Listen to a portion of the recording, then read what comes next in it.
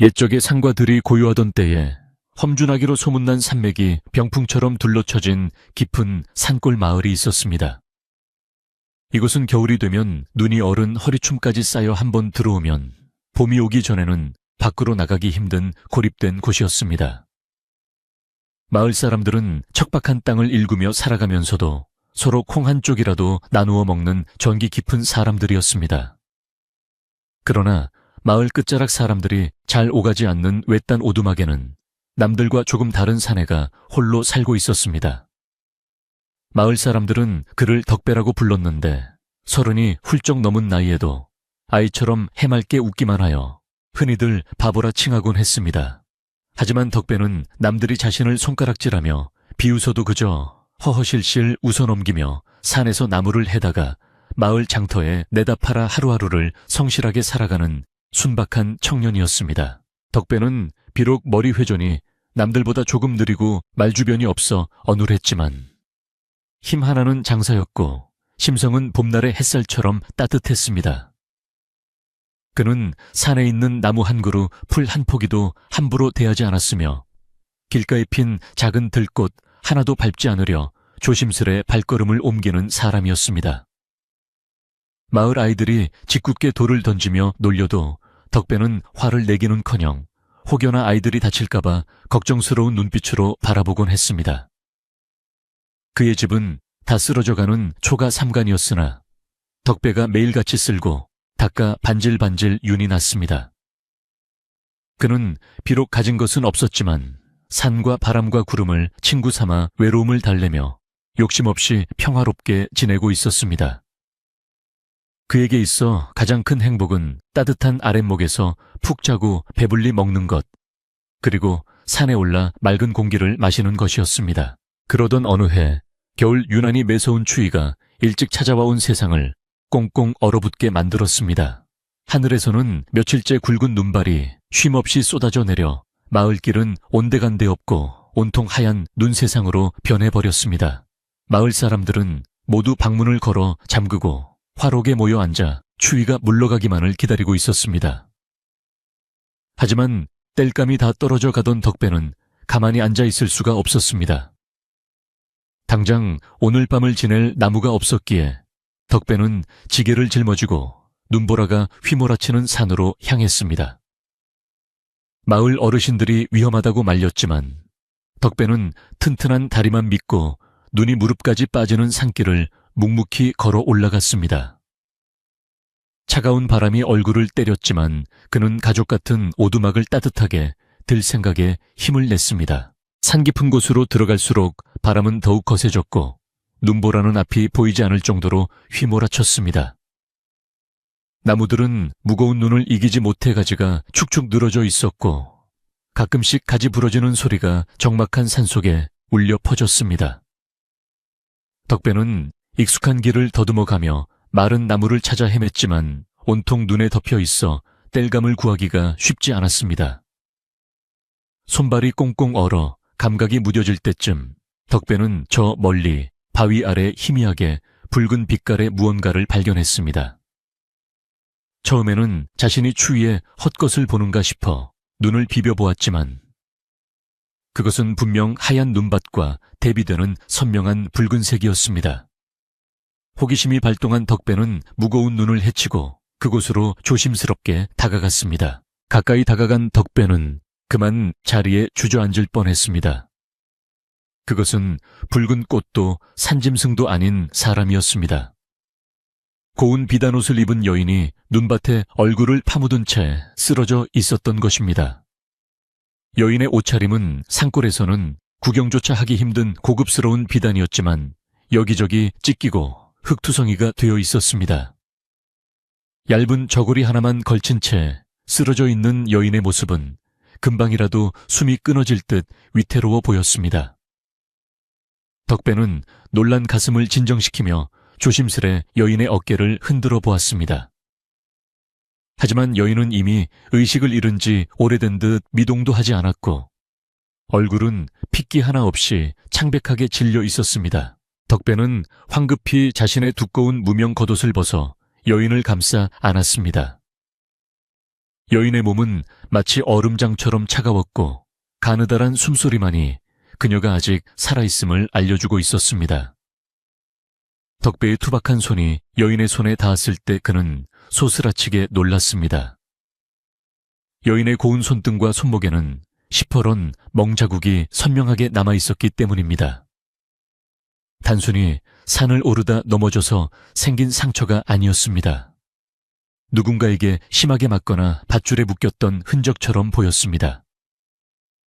덕배는 순간적으로 이 여인이 무서운 일을 당하고 도망쳐 왔음을 직감했습니다. 바보라 불리는 덕배였지만 본능적으로 이 상황이 예사롭지 않음을 느낄 수 있었습니다. 주위를 둘러보았지만 산속에는 오직 거친 바람소리만 들릴 뿐 사람의 인기척은 전혀 없었습니다. 덕배는 잠시 고민했습니다. 만약 누군가가 이 여인을 쫓고 있다면 자신까지 위험해질 수도 있었습니다.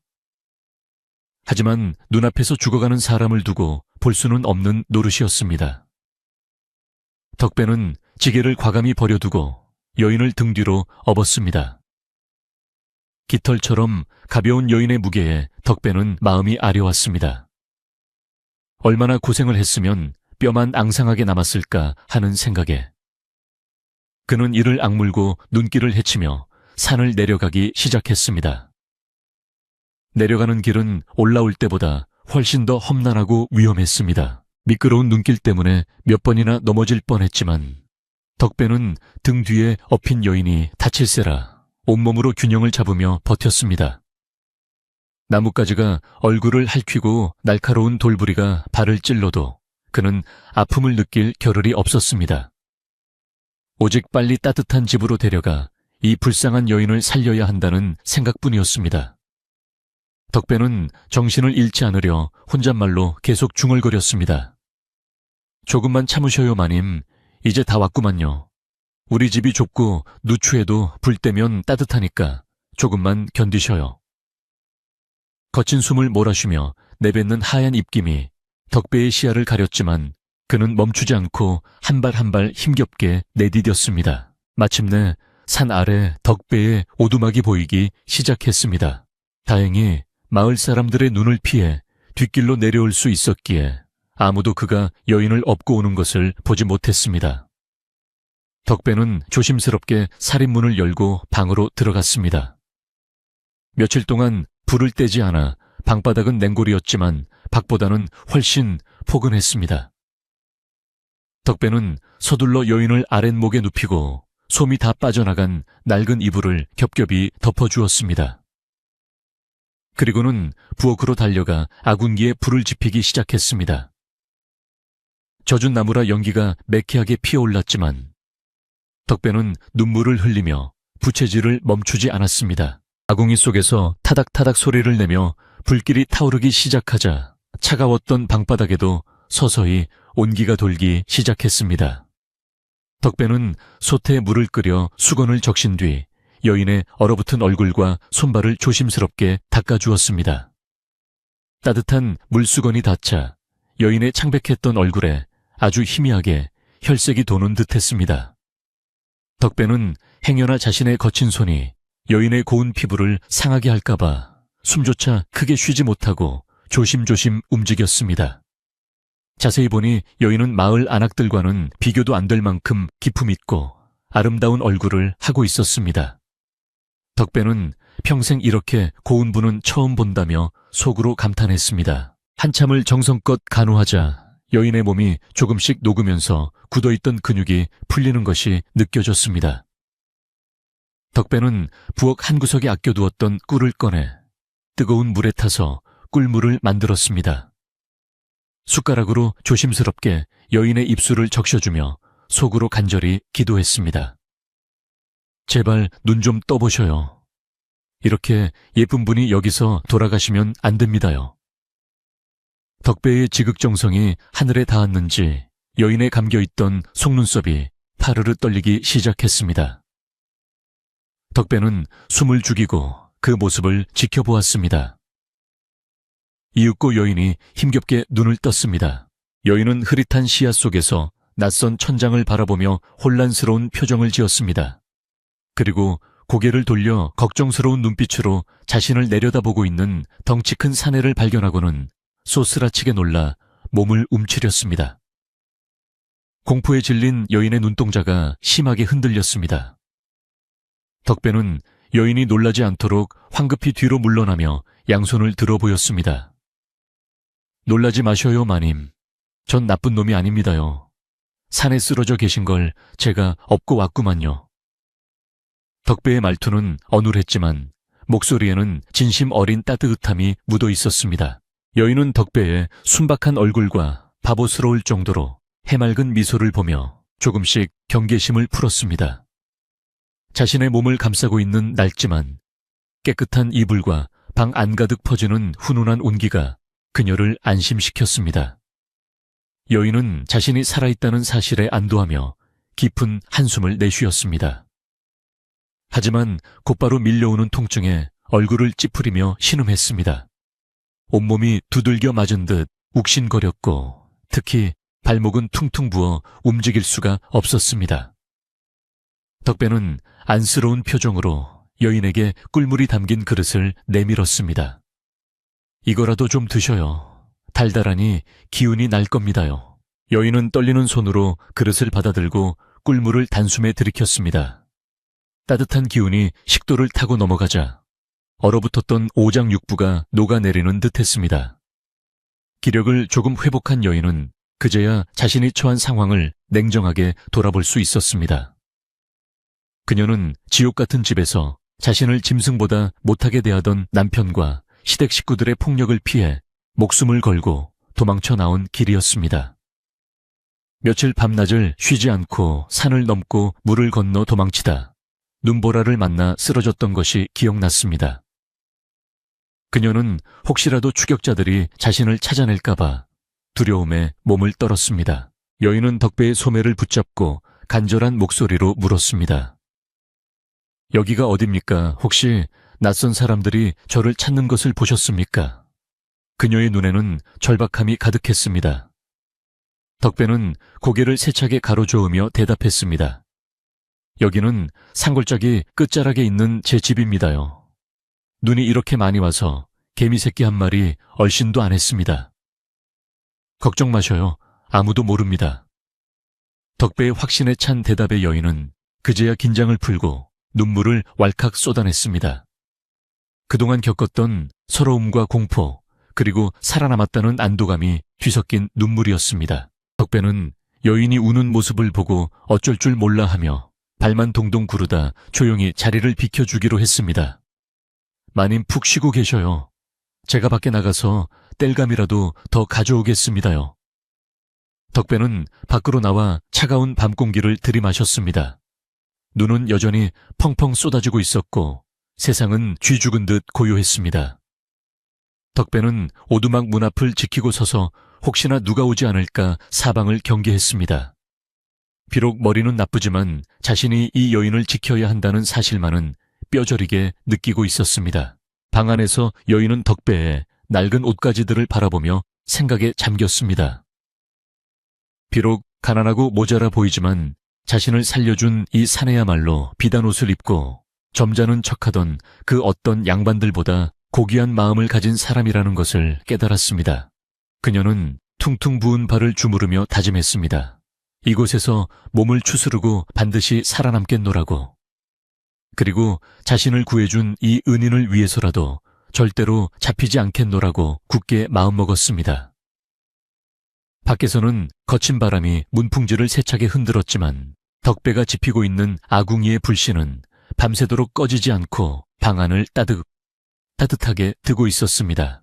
밤이 깊어갈수록 눈발은 더욱 거세졌고 덕배의 오두막은 하얀 눈 속에 완전히 파묻혀 마치 세상과 단절된 작은 섬처럼 보였습니다. 덕배는 추위에 언손을 호호 불어가며 아궁이 앞에 쭈그리고 앉아 불을 지켰습니다. 가끔 방 안에서 들려오는 여인의 기침 소리에 귀를 기울이며 그는 생전 처음 느껴보는 묘한 책임감과 가슴 벅찬 감정을 느꼈습니다. 단순히 불쌍한 사람을 구했다는 것을 넘어 자신의 삶에 거대한 변화가 찾아오고 있음을 어렴풋이 예감했습니다. 이 긴 겨울밤이 지나고 나면 덕배의 인생은 이전과는 완전히 달라질 것임이 분명했습니다. 그렇게 덕배와 마님 신분이 전혀 다른 두 남녀의 기묘한 동거는 깊은 상월 눈보라 속에서 조용히 시작되고 있었습니다. 아무도 모르는 그들만의 비밀이 하얀 눈 아래 묻힌 채 싹을 틔우고 있었던 것입니다. 내일 아침이 밝으면 어떤 일이 벌어질지 알 수 없었지만 적어도 오늘 밤 이 오두막 아는 세상, 그 어디보다 안전하고 따뜻한 피난처였습니다.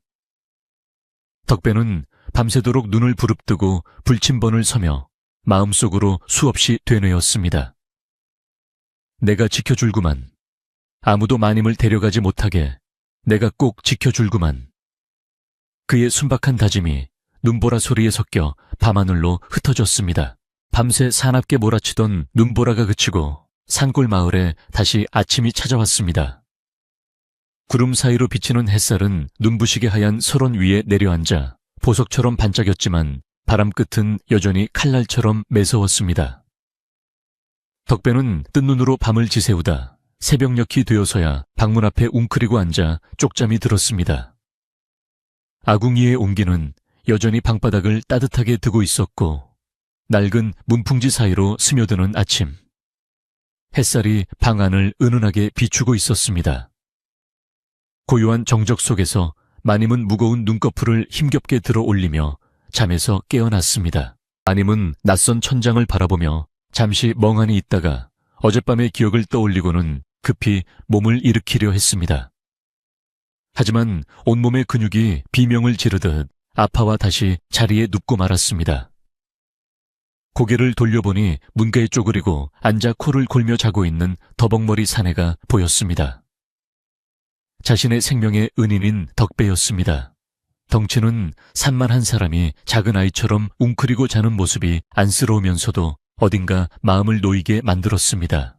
마님은 자신을 위해 따뜻한 아랫목을 내어주고 찬바람이 들어오는 문가를 지킨 그의 배려에 가슴 한구석이 뭉클해졌습니다.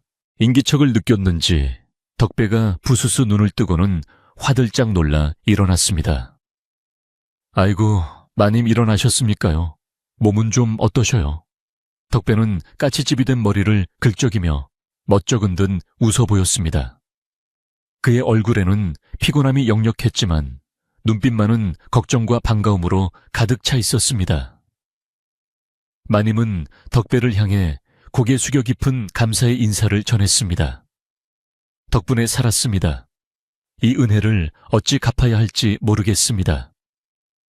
그녀의 목소리는 아직 잠겨 있었지만 진심이 담겨 떨리고 있었습니다.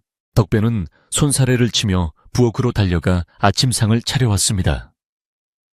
상이라야 이 빠진 사발에 담긴 묽은 죽과 동치미 국물, 그리고 구운 감자 몇 알이 전부였습니다. 가진 게 없어 변변치 못합니다요. 그래도 뜨끈할 때 드셔야 기운을 차립니다. 덕배는 죄송한 표정으로 그릇을 내밀었습니다. 마님은 김이 모락모락 나는 죽 그릇을 받아들고 한 숟가락을 입에 넣었습니다. 투박하고 거친 맛이었지만 지난 며칠간 굶주림과 추위에 떨었던 그녀에게는 세상 그 어떤 진수성찬보다 귀하고 맛있는 음식이었습니다. 음식을 먹으며 기운을 차린 마님은 조심스럽게 자신의 이야기를 꺼내놓기 시작했습니다.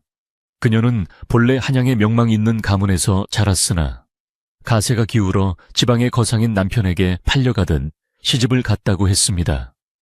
남편은 돈은 많았으나 성정이 포악하고 의처증이 심해 툭하면 그녀를 방에 가두고 매질을 일삼았다고 털어놓았습니다.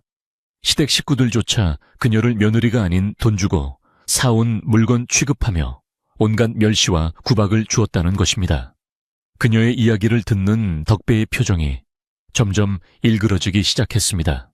며칠 전 남편이 술에 취해 저를 죽이겠다고 칼을 들고 난동을 부렸습니다. 그 길로 신발도 제대로 신지 못한 채 담을 넘어 도망쳤지요. 마님은 공포에 질린 눈으로 덜덜 떨며 말을 이었습니다. 추격자들을 피해 산속을 헤매다 길을 잃었고 눈보라 속에 쓰러져 죽음만을 기다리고 있었다고 했습니다. 그녀는 옷 소매를 걷어 멍투성이인 팔을 보여주었습니다. 시퍼렇게 멍든 자국과 담뱃불로 지진 흉터들이 하얀 피부 위에 끔찍하게 새겨져 있었습니다. 덕배는 주먹을 불끈 쥐고 부들부들 떨었습니다. 비록 지능은 모자랄지언정 무엇이 옳고 그른지는 누구보다 잘 아는 그였습니다. 사람이 어찌 사람에게 그런 짓을 한답니까? 짐승도 제 짝은 아끼는 법인데 그놈들은 짐승만도 못합니다요. 덕배의 눈에서 굵은 눈물방울이 뚝뚝 떨어졌습니다. 남의 아픔을 자신의 아픔처럼 느끼며 우는 덕배의 순수한 모습에 마님 또한 참았던 눈물을 터뜨리며 오열했습니다. 좁은 오두막 안은 두 사람의 울음소리로 가득 찼습니다. 한참을 울고 난 덕배는 결연한 표정으로 눈물을 닦으며 말했습니다. 마님 걱정 마셔요. 여기는 산짐승도 길을 잃는 깊은 산골입니다. 제가 눈을 부릅뜨고 지킬 테니 그 나쁜 놈들이 절대 못 찾아오게 할 겁니다요. 덕배는 마님을 안심시키기 위해 짐짓 씩씩한 척 큰 소리를 쳤습니다. 하지만 당장 먹을 식량이 떨어져 가고 있었고 마님의 상처에 바를 약도 필요했습니다. 덕배는 마을에 내려가 필요한 물건들을 구해와야겠다고 생각했습니다. 제가 잠시 마을에 다녀오겠습니다요. 마님 드실 쌀이랑 약을 좀 구해오리다. 덕배가 채비를 서두르자 마님은 불안한 기색을 감추지 못하고 덕배의 옷자락을 잡았습니다. 혹시라도 낯선 사람들이 저를 찾고 있으면 어쩝니까? 괜히 저 때문에 대까지 위험해지면 안 됩니다. 마님의 걱정에 덕배는 빙그레 웃으며 대답했습니다.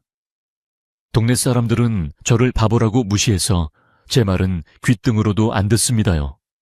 바보가 뭘 알겠냐며 신경도 안 쓸 테니 걱정 붙들어 매셔요. 덕배는 지게를 지고 산을 내려가기 시작했습니다. 밤새 내린 눈으로 길은 흔적도 없이 사라졌지만 덕배는 본능적으로 눈 밑에 숨겨진 길을 찾아내어 성큼성큼 걸어갔습니다. 마을 어귀에 다다르자 사람들이 삼삼오오 모여 눈을 치우고 있는 모습이 보였습니다. 평소 같으면 큰 목소리로 인사를 건넸을 덕배였지만 오늘따라 왠지 모르게 가슴이 두근거리고 등줄기에 식은땀이 흘렀습니다. 그는 최대한 자연스럽게 보이려 애쓰며 고개를 숙이고 장터 쪽으로 향했습니다. 장터는 눈 때문에 평소보다 한산했지만 묘하게 뒤숭숭한 분위기가 감돌고 있었습니다. 덕배는 쌀가게에 들러 쌀 한 되를 사고 약재상에 들러 타박상에 좋다는 약초를 샀습니다. 약재상 주인 영감이 의아한 눈초리로 물었습니다. 덕배야, 네가 웬일로 비싼 약초를 다 사냐? 어디 다치기라도 했느냐? 덕배는 심장이 쿵 떨어지는 것 같았지만 침을 꿀꺽 삼키며 둘러댔습니다. 아, 예, 산에서 나무하다가 좀 굴렀습니다요. 엉덩이가 아주 짝짝 갈라지게 아파서. 덕배가 엉덩이를 문지르며 바보처럼 희죽거리자 약재상 주인은 혀를 차며 고개를 저었습니다. 조심 좀 하지. 쯧쯧. 이거 바르고 푹 쉬어라. 다행히 의심을 피한 덕배는 안도의 한숨을 내쉬며 서둘러 자리를 떴습니다. 그런데 주막 앞을 지나던 덕배의 발걸음이 딱 멈춰 섰습니다. 주막 평상에 험상궂게 생긴 사내 서넛이 앉아 술을 마시며 큰 소리로 떠들고 있었기 때문입니다. 그들의 복장은 산골 마을 사람들의 것이 아니었고 허리춤에는 육모방망이 같은 흉기를 차고 있었습니다. 덕배는 숨을 죽이고 그들의 대화에 귀를 기울였습니다. 인연이 날개가 달리지 않고서야 이 눈 속에 어디로 사라졌단 말이냐. 우두머리로 보이는 칼자국 난 사내가 술잔을 바닥에 내동댕이 치며 소리쳤습니다. 분명 이 근처 마을로 숨어들었을 게야. 쥐새끼 한 마리도 빠져나가지 못하게 샅샅이 뒤져야 해. 나으리께서 그년을 잡아오면 큰 포상을 내리신다고 했으니 눈에 불을 켜고 찾아. 그들은 다름 아닌 마님의 남편이 보낸 추격꾼들이었습니다. 그때 사내 중 하나가 지나가던 덕배를 발견하고는 손짓으로 불렀습니다. 어이, 거기 덩치 큰 놈, 이리 좀 와봐라. 덕배는 가슴이 철렁 내려앉았지만 도망치면 더 의심을 살 것 같아 쭈뼛쭈뼛 그들에게 다가갔습니다. 사내는 품속에서 그림 한 장을 꺼내 덕배의 눈앞에 들이밀었습니다. 그림 속에는 마님의 얼굴이 그려져 있었습니다. 너 오다 가다 이렇게 생긴 계집 못 봤느냐. 비단 옷을 입고 도망친 년이다. 사내의 눈빛이 뱀처럼 차갑게 덕배를 훑어내렸습니다. 덕배는 입을 해벌리고 멍한 표정으로 그림과 사내를 번갈아 쳐다보았습니다. 그리고는 콧물을 훌쩍이며 엉뚱한 소리를 해댔습니다. 헤헤, 색시 참 곱네요. 우리 옆집 점순이도 고운디 점순이는 호박전을 참 잘 부쳐요. 아저씨도 호박전 줄까요? 덕배의 바보 연기에 사내들은 인상을 구기며 짜증을 냈습니다. 에이, 재수없게 바보놈이 걸렸네. 썩 꺼져라. 말귀도 못 알아듣는 놈한테 물어본 내가 미친놈이지.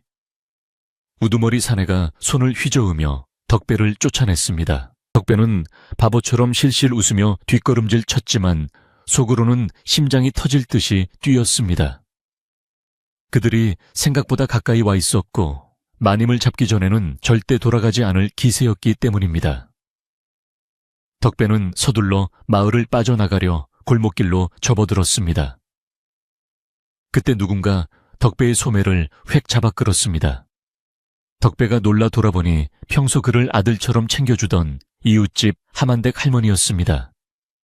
하만댁은 주위를 두리번거리더니 덕배를 으슥한 담벼락 뒤로 데려갔습니다. 덕배야, 너 오늘 행동이 왜 그리 수상하냐?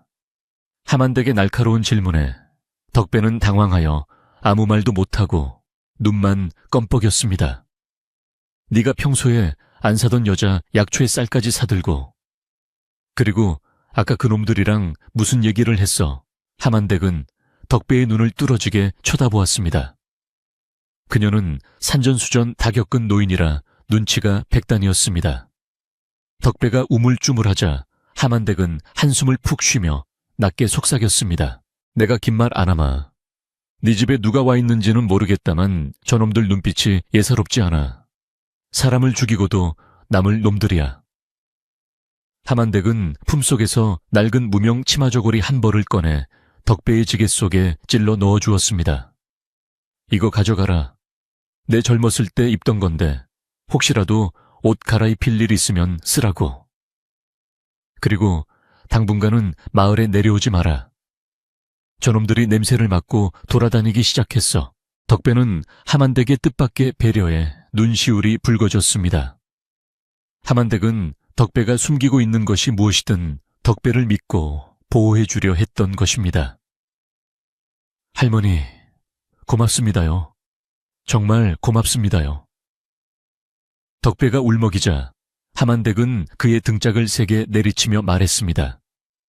울 시간 있으면 얼른 가 눈 위에 발자국 남기지 말고 알았지. 덕배는 고개를 끄덕이고는 다시 지게를 짊어졌습니다. 마을 사람들의 따뜻한 전기, 그나마 얼어붙은 그의 마음을 녹여주었습니다. 덕배는 산으로 올라가는 길에 더욱 신중을 기했습니다. 나뭇가지를 꺾어 자신의 발자국을 지우며 뒷걸음질로 올라가기도 하고 일부러 험한 바위 틈으로 돌아서 가기도 했습니다. 추격자들의 눈을 피하기 위한 그만의 필사적인 노력이었습니다. 산바람이 거세지며 다시 눈발이 날리기 시작했습니다.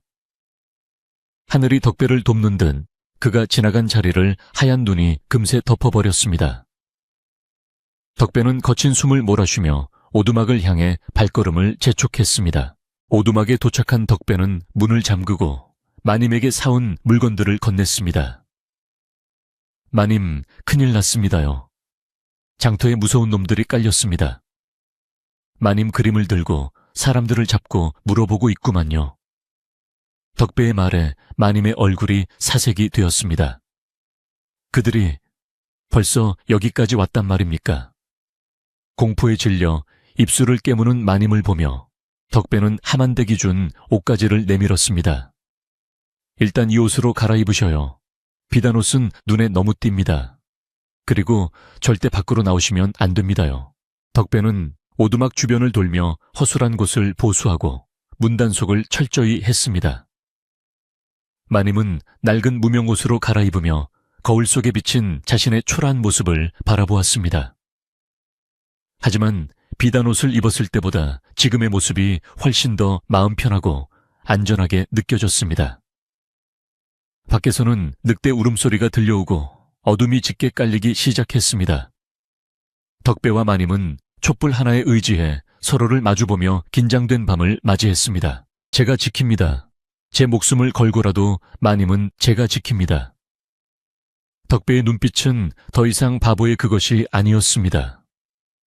무언가를 지키려는 사내의 강인한 의지가 횃불처럼 타오르고 있었습니다. 그러나 산 아래 마을에서는 추격자들이 술에 취해 횡포를 부리며 내일날이 밝는 대로 산을 샅샅이 뒤지겠다는 계획을 세우고 있었습니다. 조여오는 그림자는 이제 오두막의 턱 밑까지 다가와 있었습니다. 과연 덕배는 이 위기 속에서 마님을 무사히 지켜낼 수 있을까요? 깊은 상월의 밤은 길고도 위태롭게 깊어만 갔습니다. 날이 밝아올수록 숲속의 긴장감은 팽팽하게 당겨진 활시위처럼 고조되었습니다. 지난밤 거세게 몰아치던 눈보라는 거짓말처럼 멈추었고 하늘은 야속하리 많지 맑게 개어 있었습니다. 덕배는 새벽같이 일어나 마당에 쌓인 눈을 치우면서도 시선은 자꾸만 산 아래쪽을 향했습니다. 눈이 그쳤다는 것은 추격자들이 산을 오르기 쉬워졌다는 뜻이었고 새로 찍히는 발자국이 선명하게 남는다는 것을 의미했기 때문입니다. 덕배의 임에는 차가운 겨울바람에도 불구하고 식은땀이 송골송골 맺혔습니다. 그는 일부러 마당에 눈을 어지럽게 쓸어놓고 지게에 나무찜을 가득 실어 문 앞에 막아두는 등 나름대로의 방비책을 세웠습니다. 방 안에서 문풍지 사이로 밖을 내다보는 마님의 심장은 금방이라도 터질 듯이 요동치고 있었습니다. 마님은 방 안에 가만히 앉아 보호만 받는 것이 오히려 불안했습니다. 그녀는 하만댁이 보내준 낡은 무명옷으로 갈아입은 자신의 모습을 물끄러미 내려다 보았습니다. 비단옷은 아궁이 깊숙한 곳 제 밑에 파묻어 감쪽같이 숨겨두었습니다. 하지만 여전히 자신의 얼굴과 손은 상골 안악이라기에는 지나치게 희고 고왔습니다. 마님은 결심한 듯 부엌으로 나가 아궁이에 숯검댕을 손에 묻혔습니다. 그리고는 주저 없이 자신의 하얀 얼굴과 목덜미에 거칠게 문지르기 시작했습니다. 고운 얼굴이 순식간에 꾀조죄한 촌부의 모습으로 변해갔습니다. 그녀는 여기서 멈추지 않고 부엌칼로 머리카락을 듬성듬성 잘라내어 헝클어뜨렸습니다. 거울 속에 비친 모습은 더 이상 양반집 마님이 아닌 고된 삶에 찌든 상골 여인의 모습이었습니다. 덕배가 방으로 들어와 그 모습을 보고는 깜짝 놀라 입을 다물지 못했습니다. 마마님, 어쩌자고 그 고운 얼굴을. 덕배의 목소리가 떨렸습니다. 마님은 애써 웃으며 대답했습니다. 살려면 이보다 더한 짓도 할 수 있습니다. 덕배님, 이제 저를 마님이라 부르지 마세요. 그냥 밥 얻어먹는 식모나 누이처럼 대하셔야 남들이 속습니다. 그녀의 단호한 눈빛에 덕배는 가슴이 아려왔지만 동시에 그녀의 강한 의지에 감탄했습니다. 두 사람은 그렇게 서로의 눈빛을 교환하며 다가올 위기에 맞서 마음을 다잡았습니다. 덕배는 마님의 손에 쥐어진 빗자루를 보며 그녀가 이 집의 안주인 행세를 하려 한다는 것을 깨달았습니다. 점심때가 지날 무렵 산 아래쪽에서 까마귀떼가 요란하게 울어대며 날아올랐습니다. 숲속의 고요를 깨는 불길한 징조였습니다. 덕배는 하던 도끼질을 멈추고 귀를 기울였습니다. 저 멀리서 이쪽이다, 발자국이 있다 하는 고함 소리가 희미하게 바람을 타고 들려왔습니다. 드디어 그들이 들이닥친 것입니다. 덕배는 쿵쾅거리는 심장을 진정시키며 다시 도끼를 잡았습니다. 지금 도망치면 오히려 의심을 살 뿐 태연하게 일상을 보내는 척하는 것이 최선의 방법이라 생각했습니다. 그는 일부러 더 크게 기압을 넣으며 장작을 패기 시작했습니다. 에헤라 좋다. 나무가 쩍쩍 잘도 갈라지는구나. 얼마 지나지 않아 오두막 주변에 덤불이 거칠게 흔들리더니 험상궂은 사내들의 모습을 드러냈습니다. 장터에서 보았던 바로 그 추격자들이었습니다. 그들은 가파른 산길을 오르느라 숨을 헐떡이고 있었지만 눈빛만은 살기를 띠고 번들거렸습니다.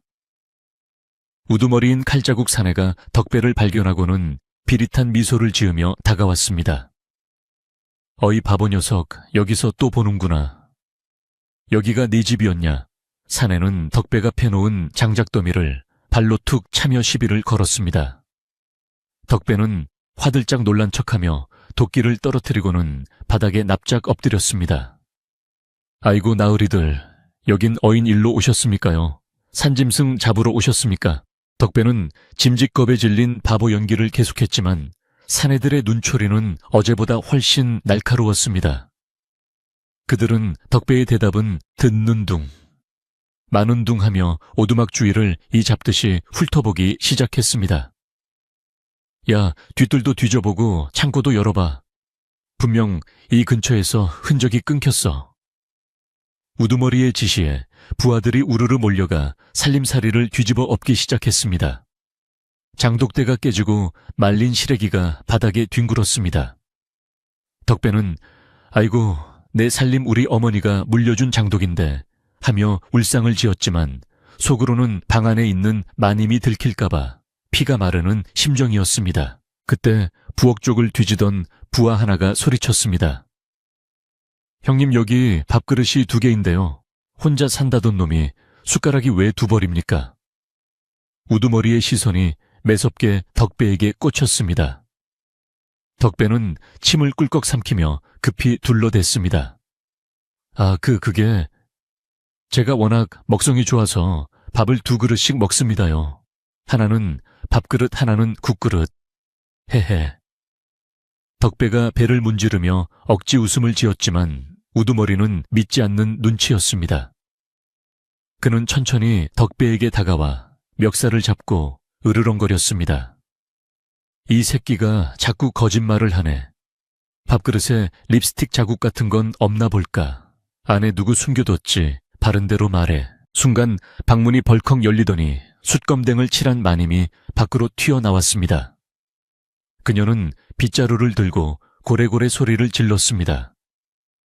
아이고, 어떤 놈들이 남의 집에 와서 행패야. 내 서방님 멱살 안 놓나.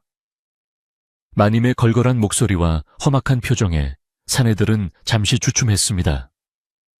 덕배조차 깜짝 놀랄 만큼 완벽한 시골 안악의 연기였습니다. 마님은 덕배의 앞을 가로막으며 우두머리를 노려보았습니다. 장사꾼인지 도둑놈들인지 모르겠지만 당장 내 집에서 나가쇼 안 그러면 관에 고발할 테니. 그녀는 짐승처럼 사납게 대들며 추격자들의 기세를 꺾으려 했습니다. 우두머리는 마님의 꾀죄죄한 행색을 위아래로 훑어보았습니다. 헝클어진 머리, 검댕 묻은 얼굴, 낡은 무명옷. 그들이 찾는 고귀한 비단옷의 여인과는 거리가 멀어도 너무 멀어 보였습니다. 쳇 뭐야, 마누라가 있었어. 근데 꼴이 왜 이래 거지 소굴이 따로 없구만. 우두머리는 혀를 차며 바닥에 침을 뱉었습니다. 마님은 속으로 안도의 한숨을 내쉬었지만 긴장의 끈을 놓지 않았습니다. 거지라니 말이 심하네. 우리 서방님이 벌어오는 나무로 밥 잘 먹고 잘 사니까 신경 끄쇼. 마님은 일부러 사투리를 섞었으며 거칠게 대꾸했습니다. 그러나 부하 중 한 명이 눈을 가늘게 뜨고 마님의 손을 유심히 쳐다보았습니다. 얼굴은 숯검댕 투성이었지만 빗자루를 쥐고 있는 손가락은 숨길 수 없이 가늘고 고왔기 때문입니다. 형님, 잠깐만요. 저 여자 손 좀 보십시오. 산골에서 물 깃고 나무하는 여자 손이 저렇게 고울 리가 없지 않습니까? 부하의 지적에 우두머리의 눈빛이 다시 번뜩였습니다. 그는 마님에게 성큼성큼 다가가 거칠게 손목을 낚아챘습니다. 어디 보자. 호, 얼굴은 숯덩인데 손은 배곡이네. 이거 수상한 냄새가 나는데. 마님은 필사적으로 손을 빼내려 했지만 사내의 악력은 무지막지했습니다. 이거 놔요. 남의 여자 손을 함부로 만지다니. 마님이 소리쳤지만 사내는 아랑곳하지 않고 소매를 걷어 올렸습니다. 그러자 팔목에 남아있던 희미한 멍 자국들이 드러났습니다. 우두머리의 입가에 비열한 웃음이 번졌습니다. 이거 봐라. 맞은 자국이 있네. 우리 나으리께서 몽둥이 찜질을 좀 하셨다고 들었는데 딱 그 모양이구만. 의심이 확신으로 바뀌는 순간이었습니다. 덕배는 더 이상 바보 연기만 하고 있을 수 없음을 직감했습니다. 덕배는 순간적으로 우두머리에 팔을 쳐내며 마님을 자신의 등 뒤로 숨겼습니다. 우리 색시 건드리지 마쇼 산에서 구르다가 다친 거요. 덕배의 목소리에는 이전과는 다른 묵직한 힘이 실려 있었습니다. 우두머리는 덕배의 힘에 밀려 몇 걸음 뒤로 물러나며 놀란 표정을 지었습니다. 이 바보 녀석이 힘이 장산해 하하 그래. 이제 본색을 드러내는구나. 내 놈이 그년을 숨겨주고 있었어. 사내들이 일제히 품에서 칼과 몽둥이를 꺼내 들었습니다. 좁은 마당은 순식간에 살벌한 대치 상황으로 변했습니다. 좋은 말로 할 때 그 여자 넘겨라. 그러면 내 놈 목숨은 살려주마. 우두머리가 칼끝을 덕배의 목에 겨누며 협박했습니다. 하지만 덕배는 한치도 물러서지 않고 도끼를 고쳐 잡았습니다. 실소, 내 집에서 나가지 않으면 내 도끼가 가만히 있지 않을 거요. 덕배의 눈빛은 성난 황소처럼 이글거렸습니다. 평생 누구를 때려본 적도 없는 덕배였지만 지키고 싶은 사람이 생기자 그에게서 알 수 없는 용기가 샘솟았습니다. 마님은 덕배의 등 뒤에서 그의 옷자락을 꽉 움켜쥐며 떨고 있었습니다. 덕배의 넓은 등이 태산처럼 든든하게 느껴졌지만 상대는 흉기를 든 장정 4명이었습니다. 그때 갑자기 산바람이 윙윙거리며 불어오더니 마당에 흙먼지를 일으켰습니다. 날씨조차 그들의 대치를 숨죽여 지켜보는 듯. 됐습니다. 우두머리가 눈짓을 보내자 부하들이 덕배를 에워싸기 시작했습니다. 덕배는 마님에게 작게 속삭였습니다. 마님, 제가 길을 열면 뒤도 돌아보지 말고 산 위쪽 동굴로 뛰셔요. 거기라면 놈들이 못 찾을 겁니다. 마님은 고개를 저으며 눈물을 흘렸습니다. 아닙니다. 저 때문에 덕배님이 다치시면 안 됩니다. 차라리 제가 잡혀가겠습니다. 무세운 소리, 내가 죽기 전엔 절대 못 데려갑니다. 덕배가 고함을 지르며 도끼를 허공에 크게 휘둘렀습니다. 붕소리와 함께 도끼가 바람을 가르자 사내들이 흠칫 놀라 주춤했습니다. 덕배는 그 틈을 타 마당에 쌓아둔 장작더미를 무너뜨려 사내들의 진로를 방해했습니다. 와르르 쏟아지는 통나무들에 사내들이 발이 걸려 넘어지며 우왕좌왕했습니다. 지금이요, 뛰셔요. 덕배의 외침에 마님은 주저하다가 뒷산을 향해 달리기 시작했습니다. 하지만 우두머리는 넘어지지 않고 날렵하게 몸을 피해 마님을 쫓으려 했습니다. 덕배는 우두머리의 앞을 막아서며 온몸으로 부딪혔습니다. 두 사내가 엉겨붙어 뒹굴면서 흙먼지가 피어올랐습니다. 덕배는 투박한 주먹으로 우두머리를 밀어내려 안간힘을 썼지만 싸움에 능숙한 우두머리는 덕배의 다리를 걸어 넘어뜨리고는 가슴을 짓눌렀습니다. 이 미친놈이 어디서 감히 우두머리가 주먹을 치켜들자 덕배는 눈을 질끈 감았습니다. 퍽소리와 함께 덕배의 입안이 터지고 피비린내가 진동했습니다. 하지만 덕배는 우두머리의 바짓가랑이를 끝까지 놓지 않고 늘어졌습니다. 어서 가시오. 도망치던 마님은 덕배가 피를 흘리며 쓰러지는 모습을 보고 발길을 멈췄습니다. 그녀는 다시 돌아와 돌멩이를 집어들고 사내들을 향해 던졌습니다. 이 나쁜 놈들아, 그 사람 놔줘. 내가 여기 있잖아. 그녀의 절규에 사내들의 시선이 다시 그녀에게 쏠렸습니다. 덕배는 퉁퉁 부은 눈을 뜨고 소리쳤습니다. 오지 마시오. 도망가라니까. 왜 다시 옵니까요? 덕배의 가슴은 미어지는 듯 했습니다. 자신이 맞아 죽는 한이 있어도 그녀만은 살리고 싶었는데 그녀가 자신을 구하기 위해 제 발로 돌아온 것입니다. 우두머리는 비틀거리는 덕배를 발로 차버리고 마님에게 다가갔습니다. 독한 년 진작에 그럴 것이지. 왜 엄한 놈을 고생시켜? 그가 마님의 머리채를 잡으려는 순간 산 아래쪽에서 웅성거리는 소리가 들려왔습니다. 횃불의 불빛과 함께 사람들의 목소리가 가까워지고 있었습니다. 무슨 일이야? 덕배네 집에서 싸움이 났나 봐. 마을 사람들이 소란을 듣고 하나둘씩 올라오고 있었던 것입니다.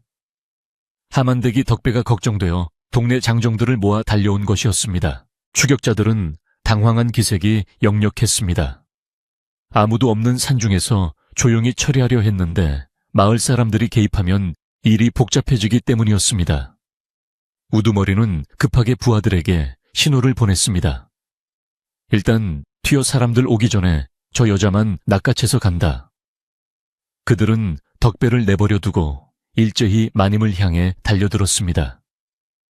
절체절명의 순간이었습니다. 덕배는 마지막 힘을 짜내어 바닥에 떨어진 도끼를 집어 던졌습니다. 도끼는 회전하며 날아가 우두머리의 발앞 땅바닥에 깊숙이 박혔습니다. 서늘한 도끼날이 그의 발가락 끝을 스치자 우두머리는 기겁하며 멈춰 섰습니다. 한 발짝만 더 움직이면 그땐 발목을 잘라버릴 거요. 덕배가 피 묻은 입으로 짐승처럼 포효했습니다. 그 기세가 어찌나 등등한지 살인을 밥 먹듯이 하던 추격자들조차 오싹함을 느꼈습니다. 그 사이 마을 사람들이 오두막 마당에 들이닥쳤습니다. 이게 무슨 난리여. 덕배야 괜찮냐. 횃불을 든 장정들과 낫과 몽둥이를 든 마을 사람들이 덕배와 마님을 둘러싸고 추격자들과 대치했습니다. 하만댁은 덕배의 몰골을 보고 경악하며 소리쳤습니다. 아이고, 이 천하의 죽일 놈들이 우리 덕배를 이 지경으로 만들었어. 다들 뭐해요? 저놈들 그냥 두면 안 돼요. 마을 사람들의 숫자는 추격자들보다 훨씬 많았습니다. 비록 무술을 모르는 촌부들이었지만 그들의 눈에는 가족 같은 이웃을 지키겠다는 결기가 서려 있었습니다. 우두머리는 상황이 불리하게 돌아가자 이를 갈며 뒷걸음질 쳤습니다. 두고 보자. 오늘은 운이 좋았지만 다음에 오면 이 산을 불질러 버릴 테다. 그는 부하들에게 철수 신호를 보냈습니다. 추격자들은 마을 사람들의 기세에 밀려 꼬리를 내리고 산 아래로 도망치듯 사라졌습니다. 하지만 그들의 눈빛은 아직 포기하지 않았음을 말해주고 있었습니다. 긴장이 풀린 덕배는 그 자리에 털썩 주저앉았습니다. 온몸이 욱신거리고 아팠지만 마님이 무사하다는 사실에 안도하며 희미하게 웃었습니다. 마님은 덕배에게 달려와 피 묻은 얼굴을 닦아주며 하염없이 눈물을 흘렸습니다. 마을 사람들은 두 사람을 둘러싸고 웅성거렸습니다. 낯선 여인의 정체와 덕배가 피투성이가 되면서까지 지키려 했던 이유에 대해 궁금증이 폭발하고 있었습니다. 이제 더 이상 숨길 수 없는 진실의 시간이 다가왔습니다. 덕배는 거친 숨을 몰아쉬며 마을 사람들을 올려다보았습니다. 과연 이 순박한 마을 사람들은 도망자 신세인 마님을 받아줄 수 있을까요? 밤하늘에는 다시 먹구름이 몰려오고 있었고 멀리서 천둥 소리가 우르릉 울렸습니다. 추격자들은 물러갔지만 그들이 다시 돌아올 것이라는 공포는 여전히 산골 마을을 짓누르고 있었습니다. 덕배와 마님 그리고 마을 사람들 앞에 놓인 운명은 폭풍 전야처럼 위태롭기만 했습니다. 하지만 덕배의 손을 꼭 잡은 마님의 손은 그 어느 때보다 따뜻했고 두 사람 사이에는 말로는 설명할 수 없는 깊은 신뢰와 연대가 싹트고 있었습니다. 이 작은 불씨가 거대한 폭풍을 이겨낼 수 있을지 이야기는 점점 더 예측할 수 없는 방향으로 흘러가고 있었습니다. 횃불이 어둠을 밝히고 마을 사람들의 웅성거리는 소리가 잦아들자 마당에는 무거운 정적만이 감돌았습니다. 덕배는 입가에 묻은 피를 손등으로 쓱 닦아내며 배시시 웃어 보였지만 사람들의 시선은 온통 그의 등 뒤에 서 있는 낯선 여인에게 쏠려 있었습니다. 숙검댕으로 얼굴을 가리고 낡은 무명옷을 입었지만 그녀가 풍기는 기품과 절박한 눈빛은 상골 여인의 것이 아니었습니다. 함한댁이 먼저 침묵을 깨고 나섰습니다. 덕배야, 이제 다 털어놔라. 이분은 누구시고 저 험한 놈들은 왜 칼까지 들고 설치는 개냐. 우리도 알아야 너를 돕든 말든 할 것 아니냐. 함한댁의 목소리는 엄했지만 그 속에는 덕배를 향한 깊은 걱정이 서려 있었습니다. 마님은 덕배가 입을 열기도 전에 앞으로 나서 무릎을 꿇었습니다. 차가운 눈바닥에 무릎이 닿았지만 그녀는 아랑곳하지 않았습니다. 모두 제 탓입니다. 저는 죄인입니다. 그녀의 떨리는 목소리가 밤 공기를 가르자 마을 사람들은 숨을 죽였습니다. 마님은 소매로 얼굴에 검댕을 닦아내며 자신의 본래 얼굴을 드러냈습니다. 횃불 아래 드러난 그녀의 얼굴은 눈부시게 고왔지만 눈가에는 멍 자국이, 목덜미에는 흉터가 선명했습니다. 그녀는 자신이 누구인지, 왜 남편에게서 도망쳐야 했는지, 그리고 덕배가 자신을 어떻게 구해줬는지를 하나도 숨김없이 털어놓았습니다. 이야기가 이어질수록 마을 안악들의 눈시울이 붉어졌고 사내들은 주먹을 불끈 쥐며 분노를 사겼습니다. 저 하나 살자고 이 착한 분을 위험에 빠뜨렸습니다. 제 발로 나가겠습니다. 그러니 부디 덕배님만은 해코지하지 말아주십시오. 마님이 바닥에 머리를 조아리며 오열하자 덕배가 화들짝 놀라 그녀를 부축해 일으켰습니다. 아니, 마님 왜 나가십니다요? 갈 데도 없으면서. 내가 지킨다고 했잖습니까요? 제 덕배의 외침에 마을 촌장이 지팡이를 짚고 앞으로 나왔습니다. 백발이 성성한 촌장은 마을에서 가장 지혜롭고 권위 있는 어른이었습니다. 그는 덕배와 마님을 번갈아 쳐다보더니 헛기침을 크게 한번 했습니다. 에헴, 자네는 이 마을 사람들이 남의 사정 모른 척하는 얌체들로 보이는가? 촌장의 말에 마을 사람들이 웅성거리며 동조했습니다. 맞습니다. 사람이 사람답게 살려고 도망쳤는데 그걸 다시 사지. CD로 내몰 수는 없지요. 저 멍자국 좀 봐. 얼마나 맞았으면 짐승도 저렇게는 안 때린다. 여론은 순식간에 덕배와 마님 쪽으로 기울었습니다. 평소 덕배를 바보라고 놀리던 칠성이도 낯을 휘두르며 소리쳤습니다. 덕배 형님이 저렇게 피를 흘리며 지켰는데 우리가 모른 척하면 사내 대장부가 아니지. 그놈들 다시 오면 내 낱맛을 보여주겠소. 마을 사람들의 마음속에 잠자고 있던 의협심이 불타올랐습니다. 그들은 더 이상 남이 아니었습니다. 함한댁은 마님에게 다가가 흙 묻은 옷을 털어주며 손을 잡았습니다. 새댁 마음 고생 많았소. 이제 우리 식구니까 걱정 마시오. 이 상월짜기는 들어오기도 힘들지만 우리가 맘먹고 막으면 나가는 것도 힘든 곳이오. 산짐승보다 무서운 게 우리 마을 인심이고 단합이여. 함한되게 투박하지만 따뜻한 위로에 마님은 참았던 소름이 북받쳐 펑펑 울었습니다. 덕배는 그 모습을 보며 코끝이 찡해져 하늘만 쳐다보았습니다. 마을 사람들은 십시일반으로 가져온 떡과 고구마를 내밀며 두 사람을 다독였습니다. 하지만 문제는 산 아래로 도망친 추격자들이었습니다. 촌장은 심각한 표정으로 하늘을 올려다보았습니다. 먹구름이 짙어지고 바람 냄새가 심상치 않았습니다. 오늘 밤 큰 눈이 올 게다. 아주 큰 눈이. 하늘이 우리를 도우려는 게지. 촌장의 말처럼 굵은 눈발이 다시 날리기 시작했습니다. 장정들은 마을 입구와 산길 요목에 불을 피우고 보초를 서라. 놈들이 다시 올라오려면 이 눈길을 뚫어야 할 텐데 쉽지 않을 게다. 그리고 안악들은 뜨거운 물을 끓이고 돌멩이를 날라라. 촌장의 지시는 일사불란하게 전달되었습니다. 평화롭던 산골 마을은 순식간에 전시태세로 돌입했습니다. 덕배는 상처가 욱신거렸지만 가만히 있을 수 없어 도끼를 집어들려 했습니다. 그러자 촌장이 지팡이로 덕배의 엉덩이를 툭 쳤습니다.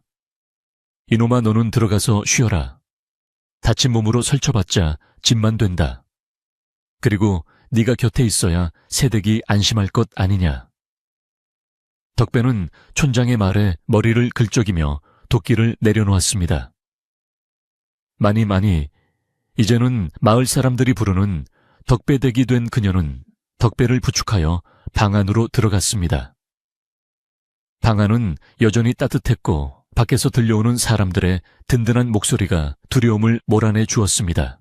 마님은 부엌에서 따뜻한 물을 떠와 덕배의 터진 입술과 멍든 어깨를 닦아주었습니다.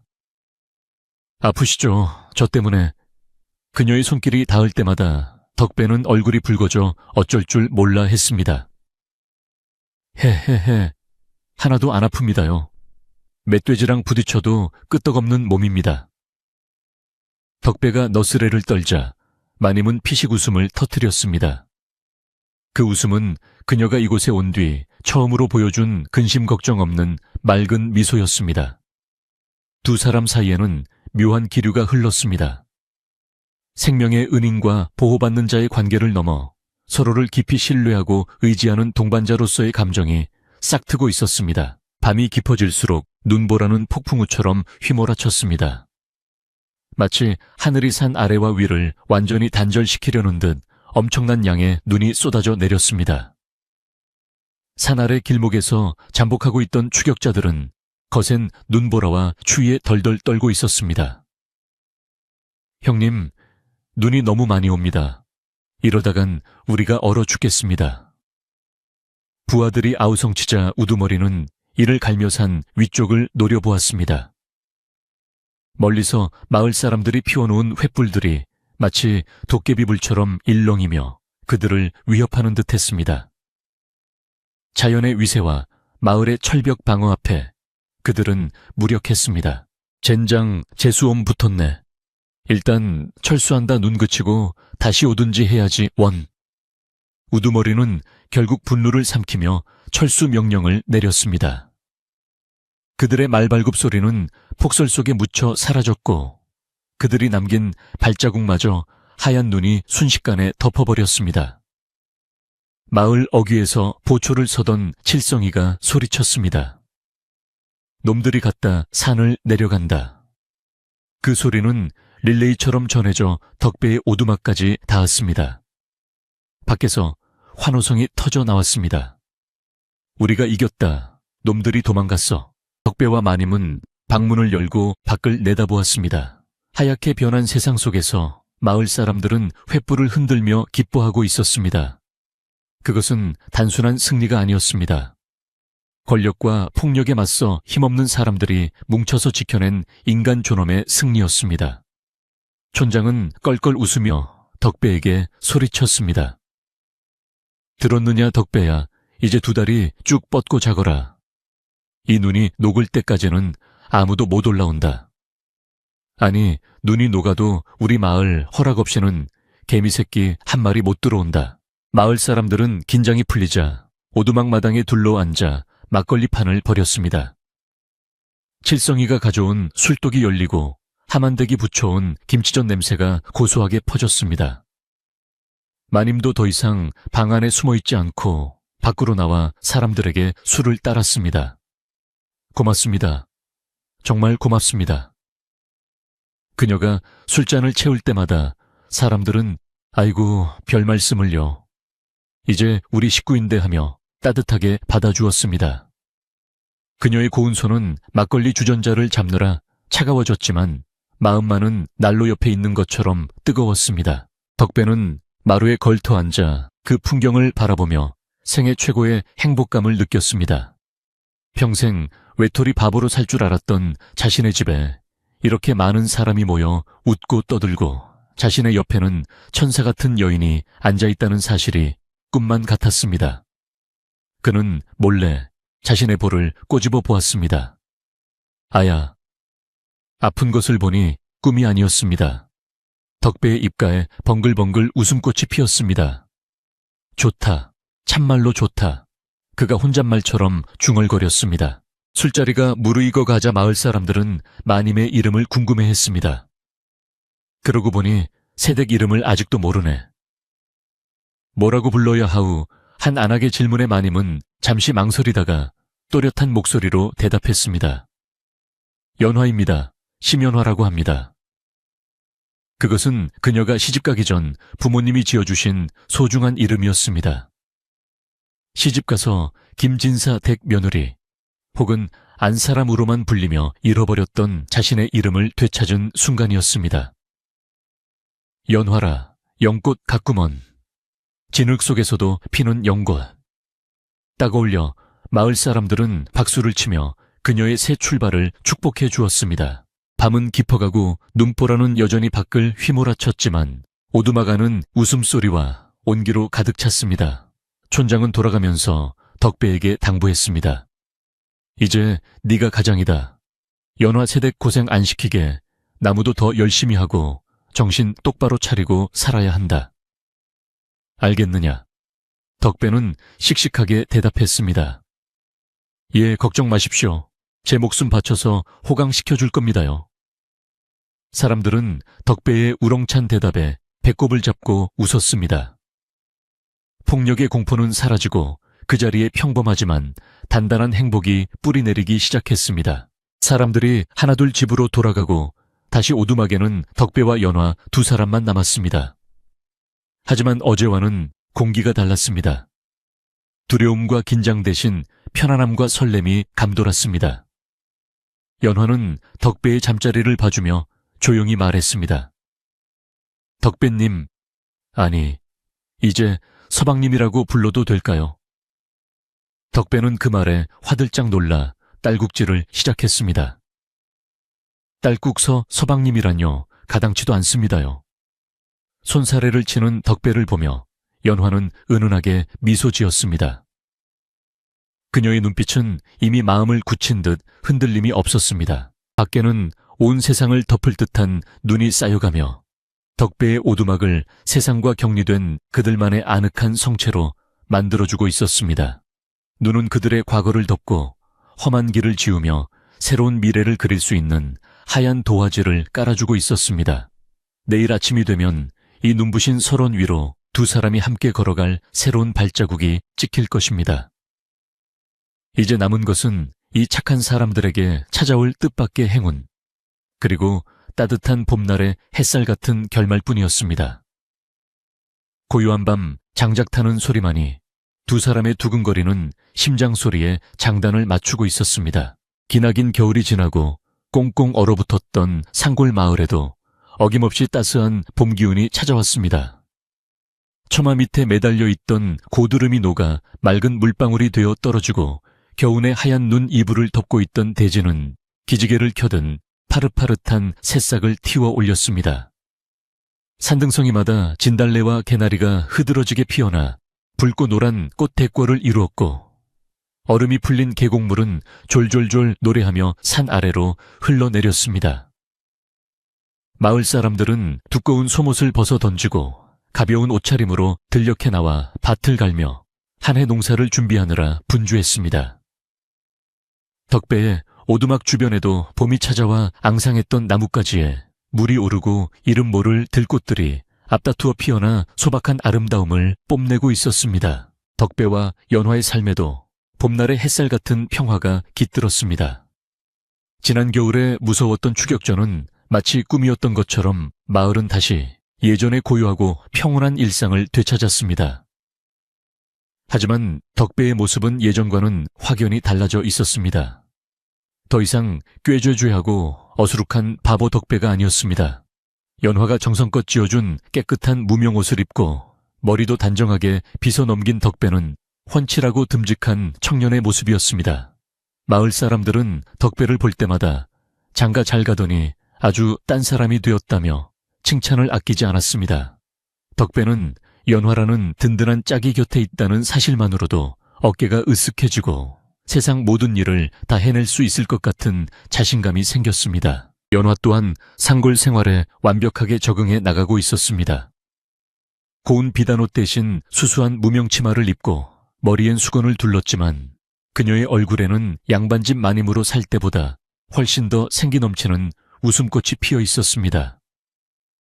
처음에는 서툴러서 밥을 태우고 그릇을 깨기 일쑤였지만 하만댁의 도움을 받아 이제는 제법 구수한 된장찌개도 끓이고 나물도 무칠 줄 아는 살림꾼이 되었습니다. 그녀의 고운 손은 흑일과 부엌일로 조금 거칠어졌지만 덕배는 그 손이 세상에서 가장 아름답다고 말해 주었습니다. 두 사람은 서로를 위하고 아끼며 콩깍지씨 시인 신혼부부처럼 알콩달콩 살아가고 있었습니다. 그러던 어느 날 저녁 덕배가 산에서 나무를 해오고 연화가 저녁상을 물린 뒤였습니다. 연화는 방문을 걸어 잠그고 덕배를 조용히 불렀습니다. 그녀의 표정이 사뭇 진지해 보여 덕배는 무슨 일이 생겼나 싶어 가슴이 철렁했습니다. 서방님 드릴 말씀이 있습니다. 그동안 경황이 없어 미처 말씀드리지 못했는데 이제는 보여드려야 할 것 같습니다. 연화는 장롱 깊숙한 곳 낡은 솜이불 사이에 숨겨두었던 작은 비단 보따리를 꺼내왔습니다. 그것은 그녀가 도망칠 때 목숨처럼 품고 왔던 것이었습니다. 덕배는 침을 꿀꺽 삼키며 연화가 보따리를 푸는 모습을 지켜보았습니다. 비단 보따리가 풀리자 방 안이 환해질 정도로 눈부신 금부티들과 옥으로 된 장신구, 그리고 낡은 종이 문서 한 장이 나왔습니다. 덕배는 눈이 휘둥그레져서 입을 다물지 못했습니다. 평생 구경도 못해본 엄청난 보물들이었기 때문입니다. 연화는 담담한 목소리로 말했습니다. 이것들은 제 친정 어머니가 물려주신 폐물과 제 앞으로 된 비옥한 땅 문서입니다. 그 악독한 남편이 제 재산을 탐내어 뺏으려 했지만 제가 이것만은 뺏기지 않으려고 도망칠 때 챙겨 나왔습니다. 그것은 제목에서 말했던 바보 나무꾼에게 찾아온 뜻밖의 행운이었습니다. 덕배는 손을 덜덜 떨며 뒤로 물러났습니다. 아이고 부인, 이게 다 뭡니까요? 저는 이런 거 무서워서 못 받습니다. 그저 부인만 제 곁에 계시면 그걸로 족합니다요. 덕배의 순수한 반응에 연화는 빙그레 웃으며 덕배의 손을 잡아 문서 위에 올려주었습니다. 이것은 서방님의 착한 마음씨가 하늘에 닿아받은 복입니다. 목숨을 걸고 저를 구해주시지 않았다면 이 재물도 저도 세상에 없었을 것입니다. 그러니 이건 서방님의 것입니다. 우리 이것으로 좋은 집도 짓고 우리를 도와준 마을 분들에게 은혜도 갚으며 살아요. 연화의 설득에 덕배는 그제야 고개를 끄덕였습니다. 그는 이 재물을 자신을 위해 흥청망청 쓸 생각은 추호도 없었습니다. 오직 고생한 연화를 호강시켜주고 가난한 이웃들을 돕는 데 쓰고 싶었습니다. 다음 날 덕배와 연화는 읍내 관하로 가서 땅 문서의 명의를 확인하고 재산을 정리했습니다. 소문은 발 없이 천리를 간다고 덕배가 큰 부자가 되었다는 소식이 마을에 쫙 퍼졌습니다. 하지만 누구 하나 덕배를 시기하거나 질투하는 사람은 없었습니다. 모두가 착한 덕배가 드디어 복을 받았다며 자기 일처럼 기뻐해 주었습니다.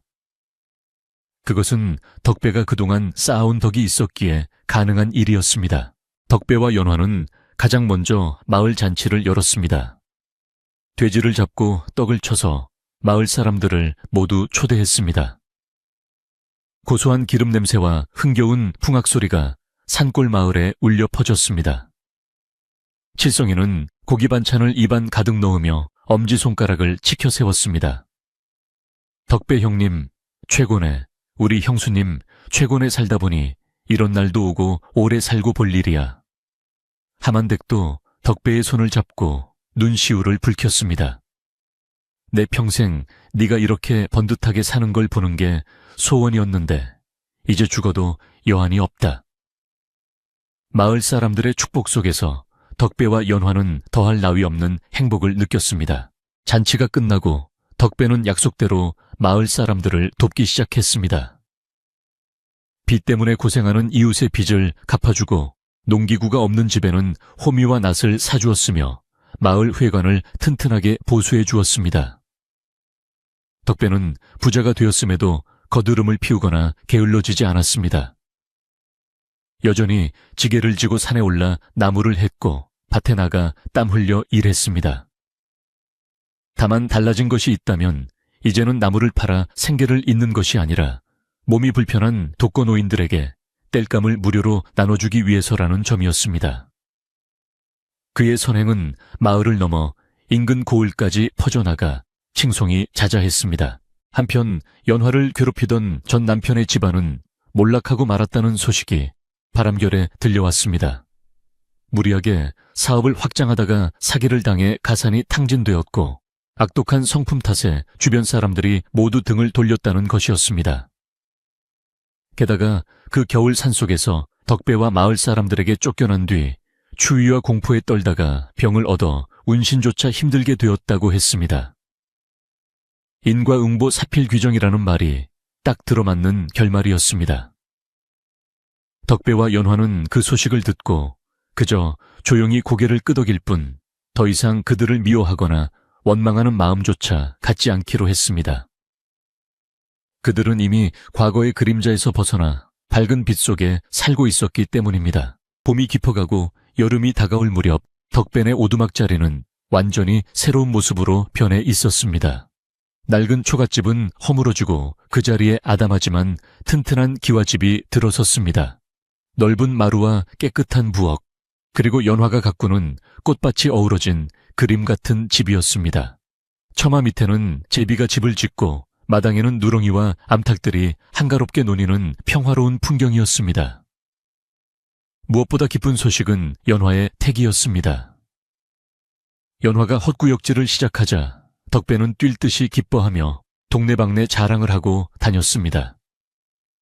제가 아비가 된답니다요. 우리 색시 뱃속에 아기가 있어요. 어느 여름밤 덕배와 연화는 시원한 대청마루에 나란히 앉아 밤하늘을 올려다보았습니다. 하늘에는 은하수가 강물처럼 흐르고 반딧불이가 풀숲 사이를 날아다니며 초록빛 등불을 밝히고 있었습니다. 서늘한 바람이 땀을 식혀주는 고요한 밤이었습니다. 덕배는 연화의 어깨를 감싸 안으며 나지막이 말했습니다. 부인, 저는 지금도 꿈만 같습니다요. 눈 속에 쓰러져 있던 부인을 업고 올 때만 해도 제 인생이 이렇게 바뀔 줄은 몰랐구만요. 이 모든 게 다 부인이 복덩이라 그렇습니다. 연화는 덕배의 가슴에 머리를 기대며 부드럽게 대답했습니다. 아닙니다, 서방님. 제가 복을 가져온 게 아니라 서방님의 그 따뜻한 마음이 복을 불러들인 거예요. 바보 소리를 들으면서도 남을 미워하지 않고 쓰러진 사람을 외면하지 않은 그 선한 마음이요. 저는 서방님을 만난 것이 제 인생 최고의 행운입니다. 두 사람은 서로의 눈을 깊이 바라보았습니다. 말하지 않아도 통하는 깊은 사랑과 신뢰가 두 사람 사이를 따뜻하게 채웠습니다. 지난 겨울에 매서웠던 눈보라는 이제 추억 속의 한 장면이 되었고 그들 앞에는 꽃길만이 펼쳐져 있었습니다. 밤이 깊어가고 마을의 불빛들이 하나둘 꺼져갔지만 덕배네 집 마루에는 늦도록 도란도란 이야기꽃이 피었습니다. 멀리서 들려오는 개구리 울음소리와 풀벌레 소리가 자장가처럼 들려왔습니다. 세상이 아무리 험하고 각박하다 해도 착한 마음을 잃지 않고 서로를 지켜주는 사람들이 있는 한 그곳에는 반드시 희망이 싹트고 행운이 찾아온다는 것을 덕배와 연화의 이야기는 보여주고 있었습니다. 바보라 불렸던 나무꾼과 상처입은 마님의 사랑 이야기는 산골 마을의 전설이 되어 아주 오랫동안 사람들의 입에서 입으로 전해지게 되었습니다. 이야기를 듣고 계신 여러분, 오늘 밤은 덕배의 따뜻한 아랫목처럼 포근하고 연화의 미소처럼 고운 꿈 꾸시길 바랍니다. 착한 사람은 복을 받고 사랑하는 사람들은 오래오래 행복하게 살았다는 예시이야기처럼 여러분의 삶에도 뜻밖의 행운과 행복이 가득하기를 기원합니다. 산골 마을의 밤바람 소리를 들으며 편안히 주무십시오. 그럼 오늘 이야기는 여기서 마치겠습니다.